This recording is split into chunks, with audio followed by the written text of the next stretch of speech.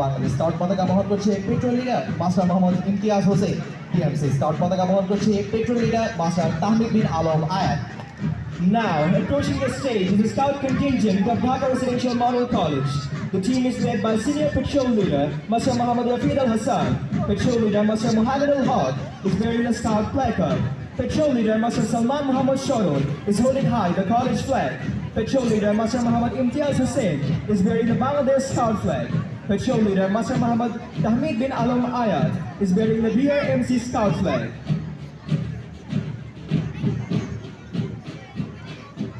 সম্মানিত সুধী, scout contingent মঞ্চ অতিক্রম করছে।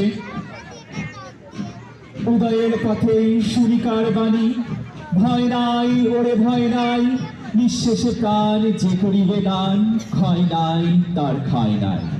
সৎ দেশপ্রেমী এবং যুদ্ধ নেতৃত্ব তৈরি করার মহান উদ্দেশ্যে প্রতিষ্ঠিত বাংলাদেশ ন্যাশনাল ক্যাডেট ফোর্স যে কোনো ধরনের প্রাকৃতিক দুর্যোগ,